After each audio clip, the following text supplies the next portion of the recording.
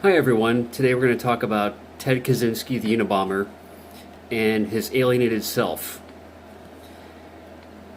Ted Kaczynski was born on May 22, 1942 to Ted and Wanda Kaczynski in Chicago, Illinois. His father had been a sausage maker. When Ted was 9 months, he was taken to the hospital for the treatment of a rash on his body. At that time, parents weren't allowed to stay with their sick children, and visitations were only allowed every other day for a couple of hours. The treatment procedure involved sticking innumerable needles into his infant body. Terrified, in pain, and feeling abandoned with his mother not around to soothe him while in distress, the experience left a deep psychological trauma from which he never recovered. His mother reported that she was aware of the trauma he experienced, and his parents tried to soothe and mirror him as much as possible in the weeks after the stay. It took a long time after his discharge for Ted to return to his previous disposition. Ted was highly intelligent even from a young age and excelled in school. However, his psychosocial development was in deficit. Unlike his younger brother David, he had no friends. Instead, he spent all of his time engaged in reading and his various hobbies. He was accepted into Harvard at the age of 16. He was up to the challenges and responsibilities of academic life. However, he was not up to the responsibilities and challenges of social life. However, his psychosocial delays were stunted even further by being in an environment that required social skills at an 18 to 22-year-old level. Ted's difficulties adjusting socially were further hampered when he decided to participate in a psychology research study. The CIA had been engaged in an ongoing program testing behavioral modification capabilities called MK-Ultra. It began in 1953 after American POWs were reported to have been brainwashed by their Chinese captors. Believing that the communists had mind control techniques, the CIA spared no expense in trying to find the philosopher's stone of mind control. Thousands of unknowing American participants in prisons, mental hospitals, and on college campuses were subjected to various mind-damaging techniques in the process, many without having given informed consent. Hundreds of college academics on campuses across the country received funding to carry out projects that tested behavioral modification. Many of the studies involved participants ingesting excessive amounts of mind-altering drugs like LSD and being monitored for the effects. The program effectively ended in 1963. The study Ted participated in was called Multiform Assessments of Personality Development Among Gifted College Men. The study was overseen by a former OSS agent, and the OSS became the CIA after World War II. OSS agent named Henry Murray.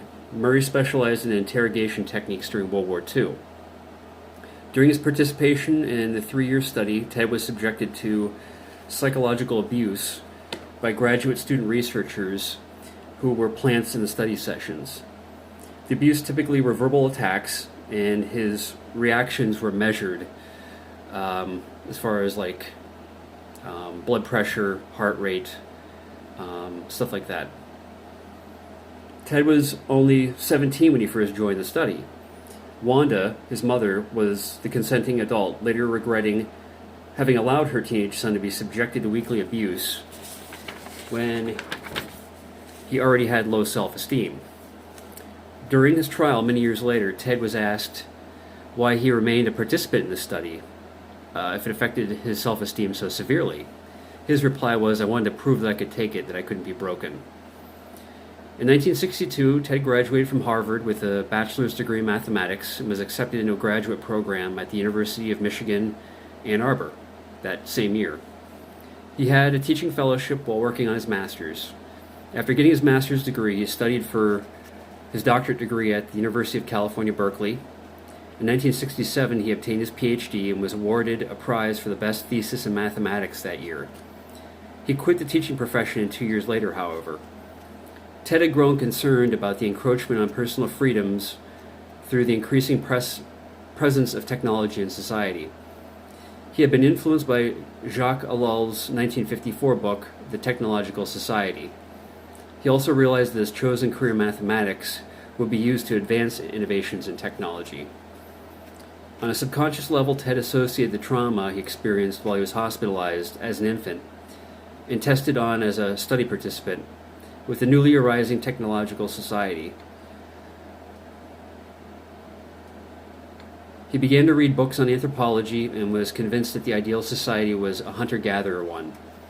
Ted Sr., his father, and Wanda accepted Ted's decision to buy land and live a reclusive life in the wilderness, albeit with reservations.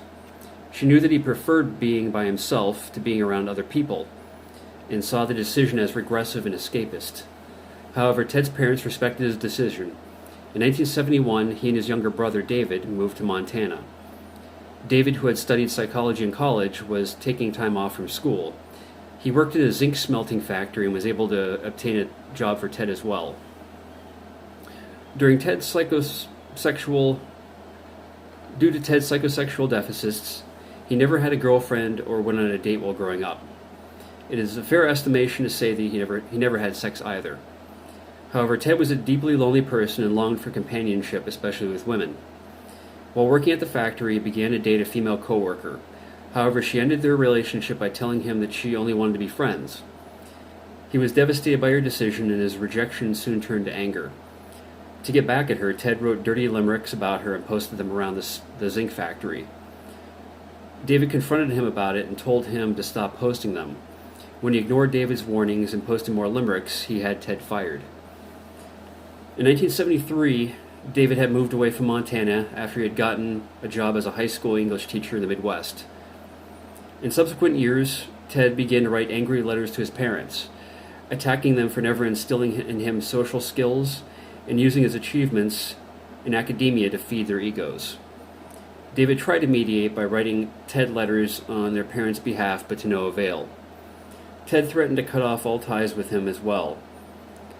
He decided to stop further correspondence with Ted since he had promised to their mother Wanda that he would obey her request to never abandon Ted. If he had continued correspondence, Ted would have cut him off. Ted developed what Irving Goffman referred to as the alienated self. Goffman explained that a person's concept of the self is based not only on the self that everybody deliberately shows to the world, but the evaluative perception of others as well, or by others as well, Further, aside from perception by the self and the other, we either evaluate ourselves in response to the objective evaluations by our peers, or we evaluate our peers' selves based on their evaluative perceptions of us. Persons who have integrated egos are able to prevent the objective evaluations by others to influence their self-perception. However, a person with an alienated self will do anything to avoid objectification by others. In order to maintain ego cohesion, the person with an alienated sense of self strives for autonomy at all costs. Early in the person's psychosocial development, his or her sense of self was taken control by an evaluating other. The other, usually a parental figure or caregiver, stifles the child's development of a healthy, independent ego. Instead, the child learns to develop a presenting self that pleases the parent or caregiver in order to appease him or her. However, as the child develops into an adolescent and adult, he or she has a self that is not integrated enough to maintain independence in the face of objective evaluation by peers. And they still have that presenting self that, whereas once it was designed to please parents, is designed to please cohorts, peers, coworkers, friends. Essentially, they could very well turn into a people pleaser.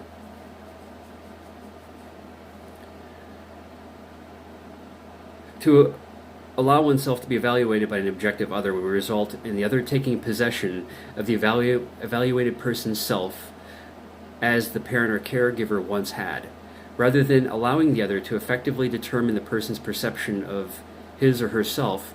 The person avoids all social situations. In Ted's case, he did not develop an alienated ego through the objective evaluations by his parents. Rather, he did by experiencing the trauma of the invasive hospital treatment procedure as an infant. Nonetheless, his physical and psychological pain were associated with his parents through what he viewed in his infant mind as abandonment while he was in the hospital. His developing attachments with his mother and father were rendered insecure by the traumatic interruption of not being comforted by them while needles were being stuck in his body. Later, when Ted was a participant in the MK-Ultra study, his already alienated self was attacked through the objective possession by the abusive evaluations of his peers. His already fragmented self-perception being subjected to 3 years of possession via objectivity no doubt created in Ted a sense of urgency for greater ego autonomy. The central focus of Ted's life from a very young age was the world he created for himself through his solitary pursuits. Having experienced the trauma of abandonment as an infant, his mother and father were no longer idealized parental imago self-objects to him. He filled the void with his academic achievements, which led him to obtain his PhD and secure himself a place in academia. However, his psychosocial deficits prevented him from having true intimacy with other people. The psychological abuse he experienced while a participant in the MK-Ultra Tide study at Harvard tarnished the image of academia as his self-object. His concerns about the encroaching on personal freedoms by a centralized leviathan of mass technology were valid and ahead of his time. However, on a subconscious level, he came to associate his self-possession by the negative evaluations of his school peers with the world of academia and its accommodations with furthering technological innovations. The association also included mathematics. Therefore, in order to prevent further evaluations and to reinforce the autonomy of his alienated self, Ted cast aside his academic career altogether. He subsequently replaced the void of no intellectual self-object with his interest in anthropology, in particular tribal hunter-gatherer societies. Through the survivalist lifestyle of living in a cabin in the Montana wilderness, Ted transformed from theory to action his new idealized self-object. Living off of the grid enabled his alienated self to thrive without fear of unwanted possession by others' criticisms. Conversely, however, his solitary lifestyle didn't alleviate his loneliness for relationships with others. He faced the contradiction of wanting to avoid all contact with others while also wanting to have contact with them. To reconcile the contradiction, Ted acted out on his paranoid delusions on the ever-objectifying technological leviathan of mass society using violence. One part of his rationale was motivated by fear of the invasion of his autonomous self that he experienced as an infant. The other was psychosexual. Since he had never met the psychosocial milestones of achieving intimacy with a female partner, his sexual impulses became channeled over time into violent aggression. In this case, mail bombs that were sent to people he claimed were responsible for the society that he rejected. By carrying out the bombings, Ted could achieve contact with other people through attention from the news media and law enforcement, however on his own terms. As a Unabomber, he could portray himself as someone intriguing and powerful rather than how he actually thought he was evaluated, which was unwanted and insecure. As far as diagnosis of Ted Kaczynski, it's a little bit of a tough one because I've read diagnoses that he had a schizoid personality disorder. And schizoid personality disorders are characterized by somebody who wants no contact with anybody. They have little or no interest in life. They have solitary pursuits. They tend to have a lifestyle that has no real goals, and they really don't react to anything emotionally. And Ted meets at least 4 of the criteria in the DSM-5 for having schizoid personality disorder. Like number 1, he neither desires nor enjoys close relationships, including being part of a family. Number 2, he always chooses solitary activities. We don't really know if he ever had interest in sexual experiences with other people. Number 3 was having little or no interest in sexual experiences. Number 4, according to the DSM, it's basically having few or any activities at all. And what we do know is that he was a pretty prolific person. He still had interests, even living in a cabin in Montana. He did lack close friends or confidants other than first-degree relatives, like his brother David. Number 6, he wouldn't qualify for because he seemed to be he seemed to want praise from others. Now, he didn't want it in the narcissistic sense, but he did want acceptance from others. As far as criticism, it didn't seem to that he really cared about being criticized. I guess the one area where he would be criticized that would affect him was when he went through the MKUltra project study, where he was being insulted, and he did react, I think as anybody would, with romantic rejection. So he wouldn't qualify for that. And he seemed to always show emotional coldness, detachment, or flattened affectivity. So if we add up all the diagnostic criteria, yeah, he would definitely qualify for that. Where he's a little blurry and on the fence, though, because schizoid persons tend to really not care about rejection from others. They tend to not desire acceptance. They don't avoid social situations because they feel like they'll be criticized. They just do it because they have no interest whatsoever in human contact. Ted did, on a certain level. So if he did have a schizoid personality disorder, it would probably be a pretty mild version. And over time it must have developed into more of a psychotic disorder, with having been alone for probably over 20 years before he carried out the mail bombings.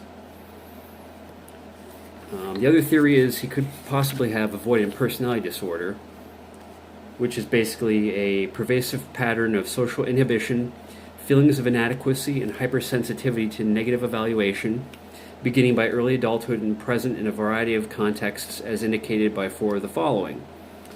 Avoids occupational activities that involve significant interpersonal contact because of fears, criticism, disapproval, or rejection.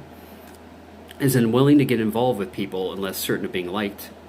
Shows restraint within intimate relationships because of the fear of being shamed or ridiculed. Is preoccupied with being criticized or rejected in social situations. Is inhibited in new interpersonal situations because of feelings of inadequacy. Views self as socially inept, personally unappealing, or inferior to others. Is usually reluctant to take personal risks or to engage in any new activities because they may prove embarrassing. Now, Ted also qualifies for these because he has the fear of disapproval or rejection.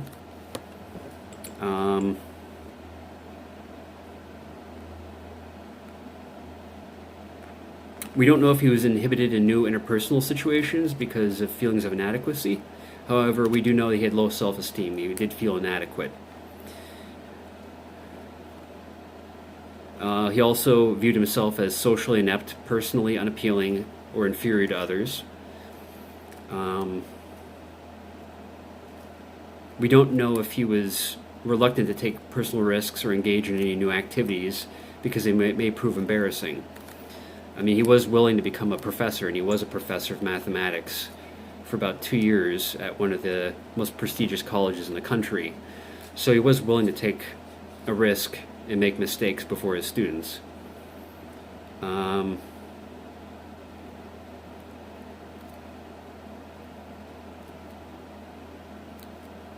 Yeah, I think he probably developed also preoccupation with being criticized or rejected in social situations, and also being unwilling to get involved with people unless certain of being liked as well. The interesting thing about personality disorders is there's an overlap between them. So one can see there's a little bit of a blur about concerns of appearance socially that differentiates schizoid from avoidant personality disorder. However, like I said, with the type of personality as a person develops with like one personality disorder, because the symptoms of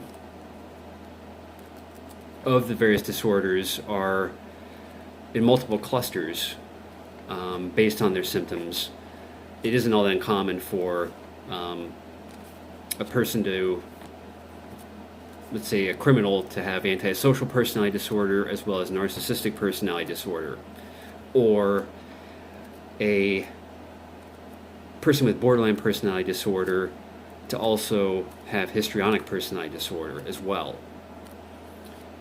So I hope this has been interesting and informative as far as his background. Again, this was not meant to be an extensive biography, but it gives a little background as to why he did what he did. Thanks.